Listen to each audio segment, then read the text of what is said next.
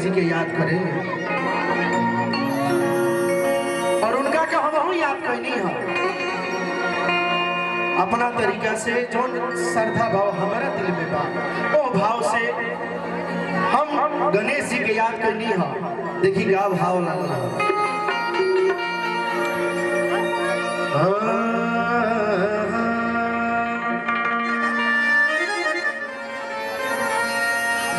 जय गणेश मंगल करी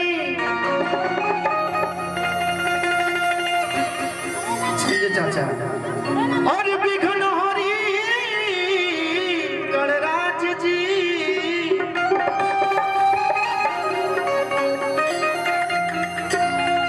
एक दंत करिवर वदाना तो सफल करी मम काज जी।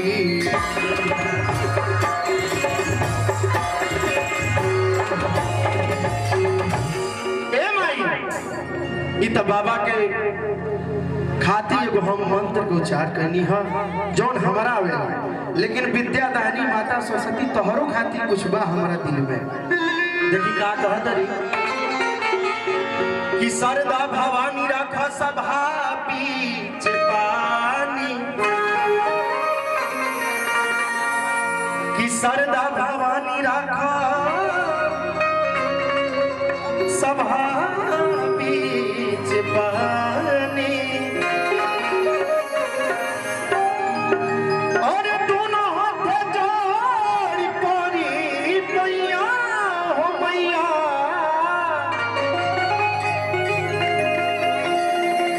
तो बुधिया के हीन बानी दुखिया के दीन बानी, तना पूरा पढ़नी पढ़ैया हो मैया।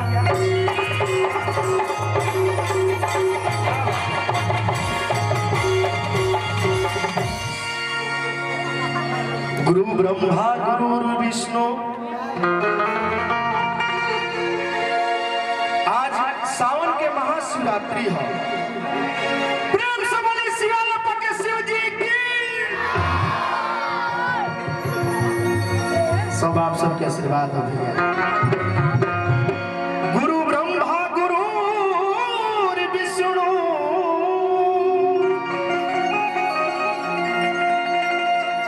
गुरुदेव महेश्वर, गुरु साक्षात ब्रह्मा, तस्मै श्री गुरुवे नमः। चलिए एगो माई के दशहरा में हमने दोनों भाई के कैसे टाई रहे जौन भी आप सब सुननी, बहुत सारा प्यार और आशीर्वाद मिलल। देखिए एगो लड़का माई से कहला सा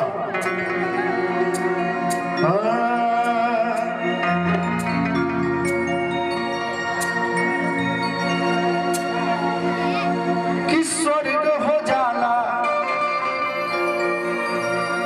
ऊ जगह जहां पौना राउर परेला, अरे कृपा से मैया अनिल भैया हीरा मोती झरेला।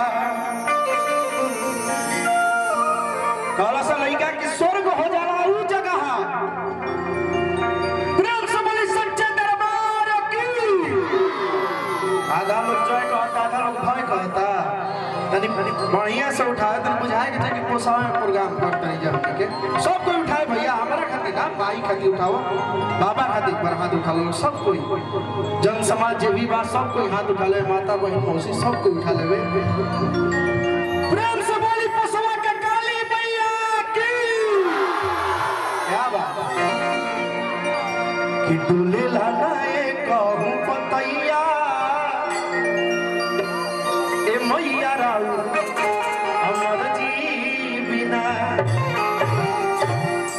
चलिए अब अपना टीम को हम शुरू कर रहा बानी। आप सबसे यह प्रतीक्षा रहेगी अगर अच्छा लागी तो थाली कम से कम बाजी के चलिए।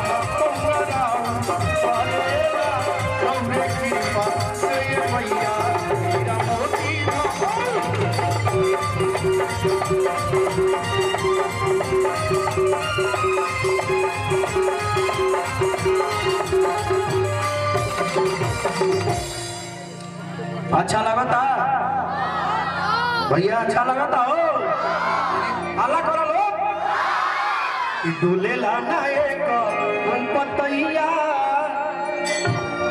हाथ उठे हाथ उठे हाथ उठे है ना सब भैया हाथ उठा लो ये ना से भाई बहन लोग डोले लाना एक पतैया।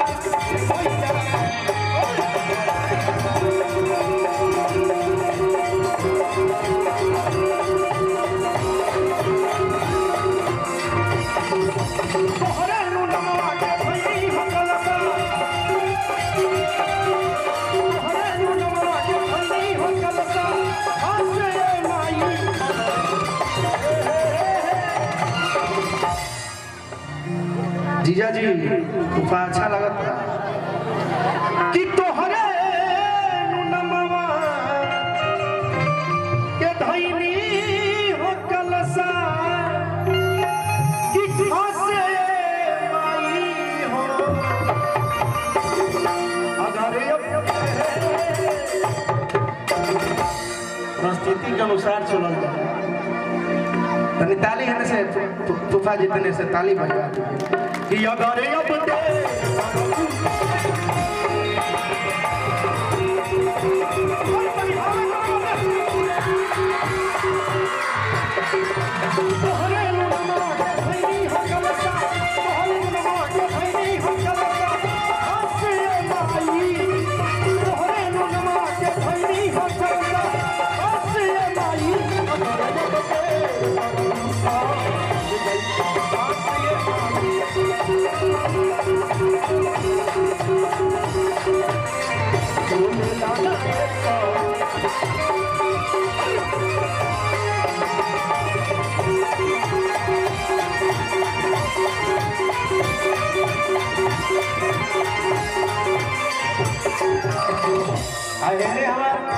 मौसी बारी मौसी लोग क्या कहेला यदि भोकल के बढ़ा की लेवल कम हो जाता साउंड को थोड़ा आवाज बढ़ा दीजिए मेरा।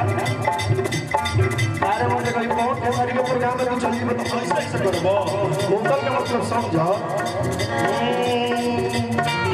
बारी ओई बार ओई बार ओई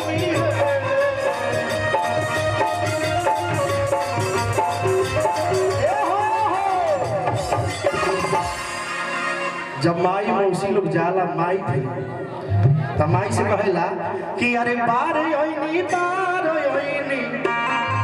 अरे बार ओइनी ए मौसी तो हम लोग हाथी गावत तनी हाथ उठाओ लोग कि जगदम्बा घर में दिया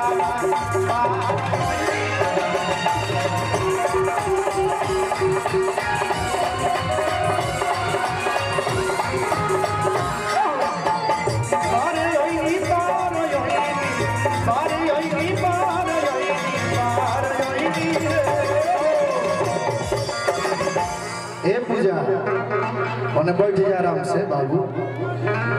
स्वीटी जी आप भी बैठ जाओ। तेरे बैठे के लोग सम्मान दो लोग भाई बैठा हो लोग इज्जत से। कोई भी आर्टिस्ट है कोई भी कलाकार है जितना आप लोग मान सम्मान दीजिएगा उतना अगला अगर कहीं भी जाता है तो बोलता है कि ना कृष्णा जी वहाँ पर हम लोग गए थे तो सम्मान मिला था। ये लोग का सम्मान लोग ताली बजा देना था। ये लोग ने घरी डिजिटल लोग भइल बा कि अरे बार यही बा अरे पगली बस मत कुछ बाउर ना करो कि अरे बाहर यही बार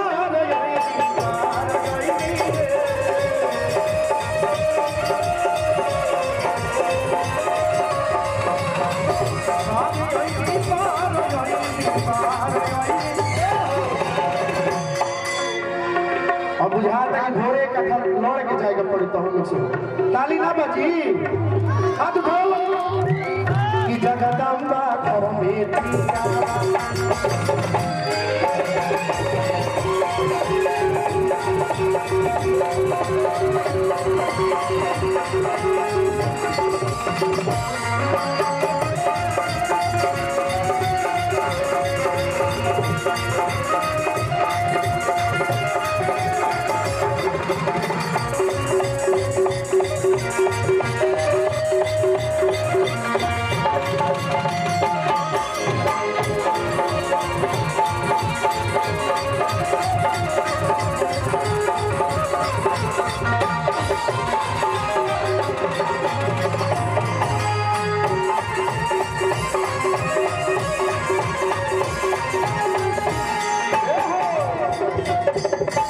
लेकिन आज शिव जी के शादी हो चाचा जी, आज शादी हो तो शादी खातिर कुछ